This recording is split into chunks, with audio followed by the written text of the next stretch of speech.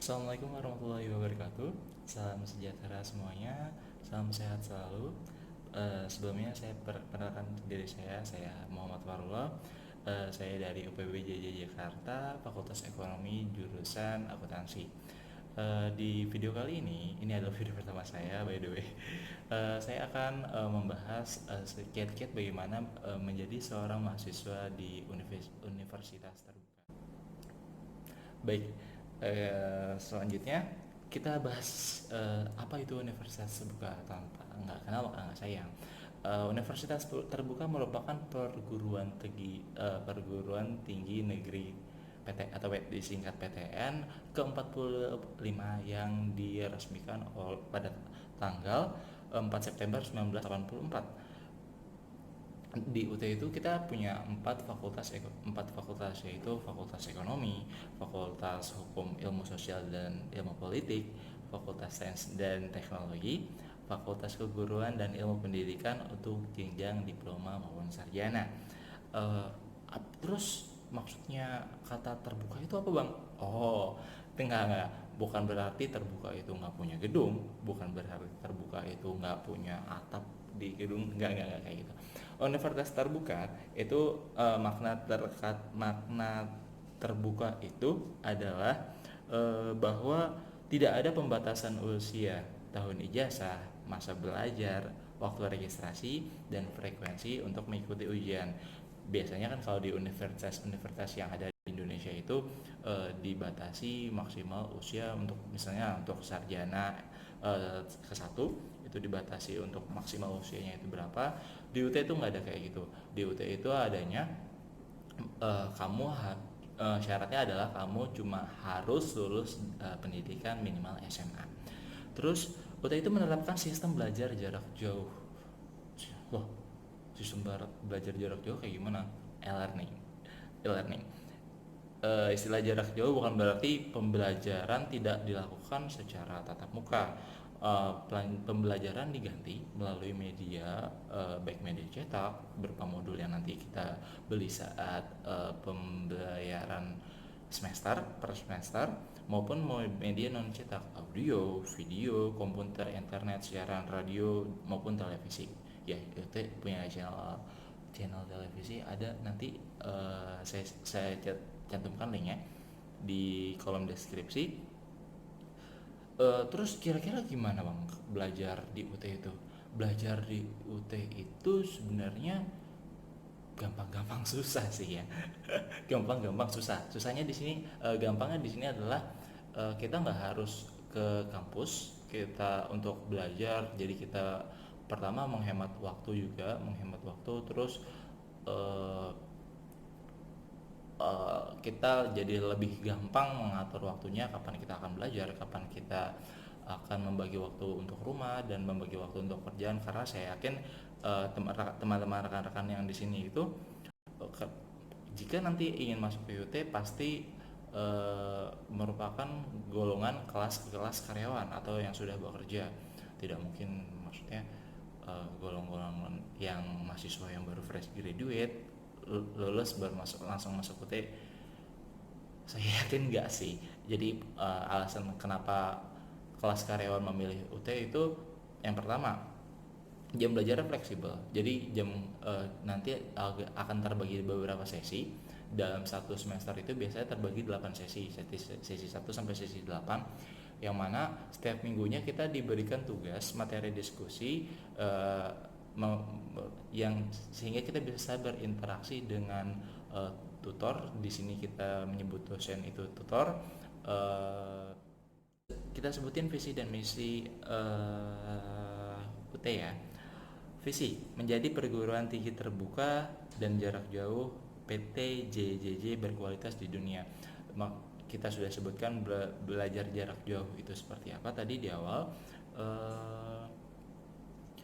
Dan UT merupakan pelopor sistem e-learning yang saya tahu ya. Yang saya tahu itu di Indonesia. Jadi pelopor sistem belajar secara jarak jauh atau e-learning itu ya UT.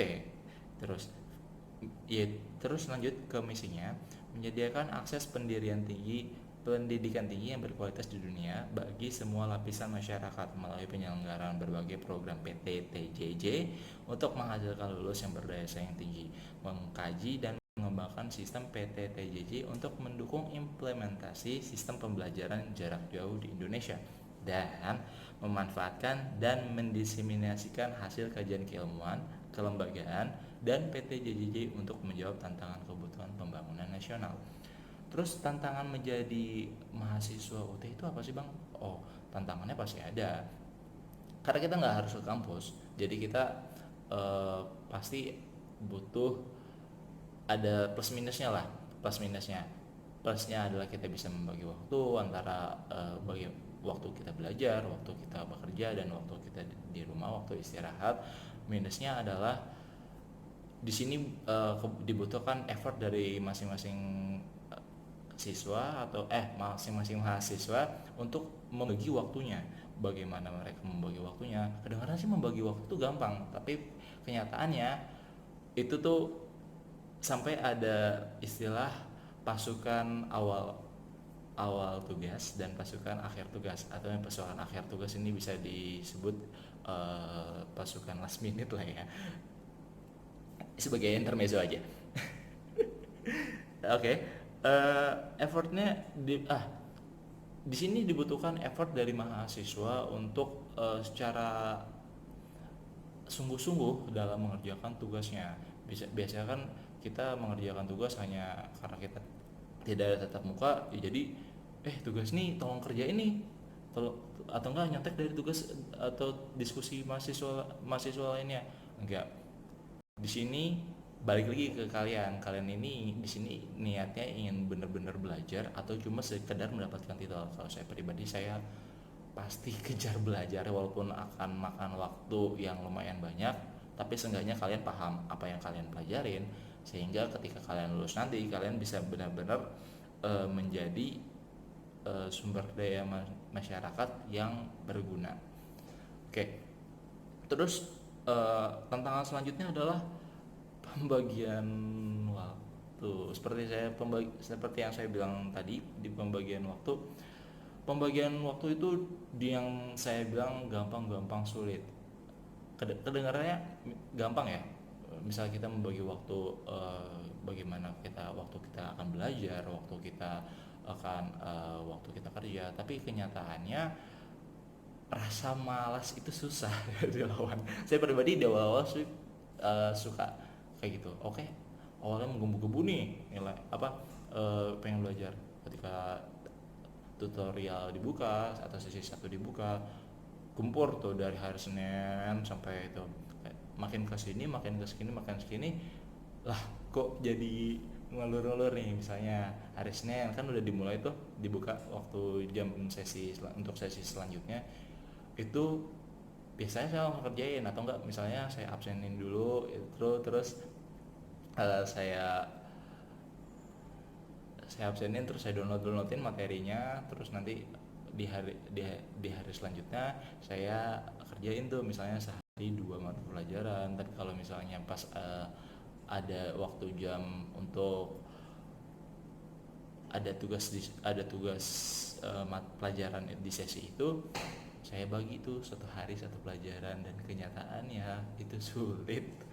Jadi gimana, di sini kita dibutuhkan benar-benar effort dari mahasiswa untuk bagaimana mereka serius dalam belajar, dalam membagi waktu mereka, sehingga mereka diharapkan menjadi lulusan yang tidak hanya mendapatkan gelar sarjananya saja, tapi mereka mendapatkan dan menyerap ilmu yang sudah diajarkan oleh para tutor, dan yang diharapkan dan menjadi seperti mahasiswa yang diharapkan oleh universitas lulusan terbuka.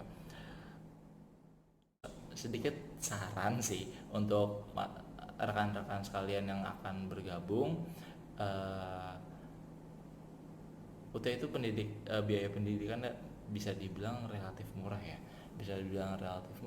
terus kita bisa mengatur waktu kita semau kita, tapi dengan catatan kamu bertanggung jawab atas pembagian waktu yang telah kamu lakukan. Terus saran untuk rekan-rekan yang sudah bergabung di dalam universitas terbuka, ayo kita lulus bareng-bareng, ayo kita belajar bareng-bareng, jangan hanya karena ini universitas terbuka pembelajaran secara online, jadi kita nggak perlu kenal satu sama lain, tapi kita lebih baiknya sih saling merangkul. Jadi ketika misalnya kita buat grup diskusi kecil untuk untuk perjurusan, di situ kita bisa tanya jawab. Jadi rekan-rekan sekalian yang kurang mengerti bisa menanyakan kepada rekan lainnya kiat-kiat belajarnya itu seperti apa, atau mungkin ada yang bisa di sharing is caring sih di sini. Kita saling berbagi, bukan berarti kita membagikan inilah hasil jawabannya dan inilah tugas saya, enggak. Yang saya maksud di sini adalah kita eh, membantu rekan-rekan sesama mahasiswa dalam mempelajari proses pembelajaran di, yang seharusnya gitu. Karena kan contoh lah gini, untuk pelajaran jurusan seperti saya mahasiswa akuntansi yang tidak ada background akuntansi sama sekali, itu kita pasti sangat bingung awal, entah itu tentang neraca, entah itu laporan keuangan, tentang bagaimana ayat jurnal, itu saya bingung sama sekali. Baiknya dan alhamdulillahnya sih saya sudah membuat grup dalam skala kecil untuk fakultas maaf untuk jurusan ekonomi, untuk jurusan akuntansi, dan sejauh ini sih berjalan. Jadi sharing is caring, jadi kita jangan pelit-pelit lah sama ilmu kita. Kalau kamu tahu, kamu ajarin prosesnya, jangan kasih jawabannya. Untuk tutor, sedikit sarannya mungkin agak lebih jelas ya. Agak lebih jelas di sini adalah dalam rangka memberikan tugas. Jadi ketika tutor memerintahkan mahasiswa untuk melakukan suatu tugas, itu harus dideskripsikan dengan kata-kata yang jelas. Contoh misalnya ingin tolong buatkan artikel. Artikel is artikel.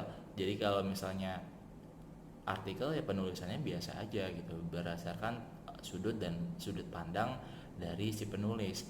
Tapi kalau misalnya artikel itu memiliki struktur kerangka penulisan segala macam, itu jatuhnya bukan artikel lagi, mungkin itu lebih ke makalah, skripsi, atau tesis.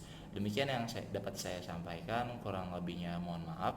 Untuk rekan-rekan sekalian yang berada di rumah, tetap jaga kesehatan, karena di dalam situasi pandemik yang seperti saat ini, kita diharuskan jaga jarak, nggak perlu keluar rumah, nggak perlu keluar rumah lah kalau misalnya nggak penting-penting banget. Dan tetap semangat. Akhir kata, wabillahi taufiq wal hidayah. Wassalamualaikum warahmatullahi wabarakatuh.